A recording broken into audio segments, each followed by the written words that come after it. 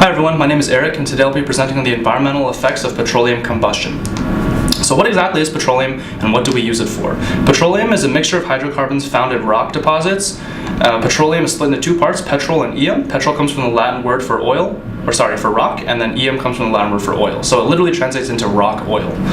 Petroleum has been used throughout history by different groups. Native Americans, for example, had many different medicinal purposes for it. They called it Seneca oil or Genesee oil. Ancient civilizations also used it for construction. They mixed it in with their mortar to build houses, as well as coating walls and boat hulls, and also using it for weapons.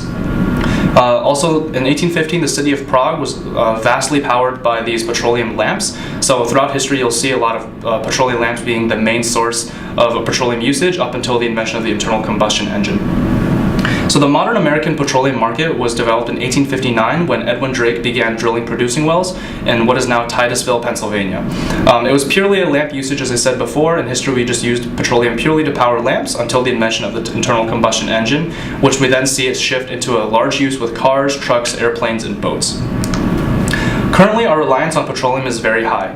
It's because petroleum has a very high energy density with 34.2 megajoules per liter of energy, comparing it to bituminous coal, which is 26 to 49 megajoules per liter, and natural gas 0.0364 megajoules per liter. It is a fairly high energy density fuel. Also, our oil extraction infrastructure in our country currently is very well developed, so it's very cheap and easy to transport it from place to place, as well as drill it out of the ground. It also has a very broad variety of applications, as I said before. However, petroleum has a very wide set of limitations. In 2014, BP released an estimate that we only have 53 years of petroleum left in this country, and as we see our supplies decrease, we'll see every day in our everyday lives at the pump the cost increase. So on the graph right here, it shows our U.S. petroleum consumption per year from 1949 all the way to 2014, and we can see an upward trend all the way up until recently when we had a rise in renewable energy resources like solar and wind, and then so it dips a little bit at the end. However, our current reliance on petroleum is still fairly high at around 17 million barrels of petroleum used per day in the United States.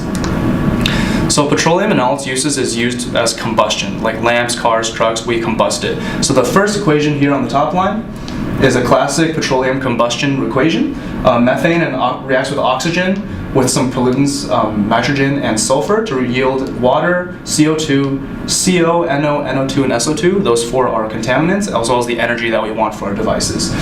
So we'll take SO2 as an example of one of the negative side products. SO2 will react with hydroxyl radicals in the atmosphere, forming H2SO2 with a free radical. This in turn will react with atmospheric oxygen, which forms HO2 with a free radical, as well as sulfur trioxide.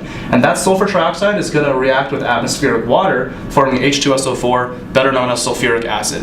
And we can see the effects of sulfuric acid in acid rain, which is really bad for plants, animals, as well as infrastructure across the country. However, petroleum combustion is fairly efficient. GM estimates around an 88% refinery efficiency, which means when we're refining petroleum into petrol or gasoline, it retains about 80% of the energy in the petroleum. In addition, the Energy Information Administration says that it takes 0.07 gallons of petroleum to generate 1 kilowatt hour, compared to coal is 1.04 pounds, and natural gas is 10.11 cubic feet to generate the same amount of energy. So compared to other fossil fuels, petroleum has a very high efficiency rate.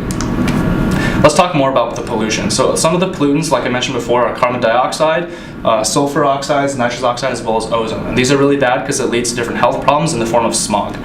For example, in 1952, the Great London Smog resulted in 4,000 deaths and over 100,000 made ill as a direct result of perfect weather conditions mixed with a thick blanket of smog from industrial processes in the city, and it just covered the city in a thick layer of smog for a few days. In addition, there were many oil spills that you may be familiar with. In 1989, the Exxon Valdez oil tanker crashed into a reef in Prince William Sound, Alaska, spilling 10.8 million US gallons of petroleum into the ocean. In addition, due to the isolated nature of the area, the cleanup crews weren't able to reach the location until a couple days later, and in that time, a local storm dispersed all the oil into very hard to clean up patches across the ocean. In addition, the BP Deepwater Horizon oil spill in 2010 spilled 210 million US gallons of oil into the ocean and is considered the largest oil spill in the history of the petroleum industry. So what are some of the possible solutions? Obviously, we can increase our investments in alternative energy sources such as solar. We can invest in solar power farms. This graph on the right depicts the number of solar installations increasing throughout the 2000s. We can invest in wind. We can build wind farms on the coast and also on land in places where there's a constant stream of wind, as well as hydroelectric power, so we can invest in dams and sea current generators as well. We can also improve our current infrastructure to better handle petroleum, such as the recent Dakota Access Pipeline. We can invest in infrastructure that will make this pipeline a lot safer and a lot more environmentally friendly. And we can also create more energy efficient engines for our cars, boats, planes, etc.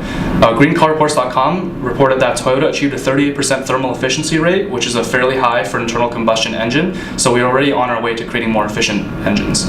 Thank you for your time today.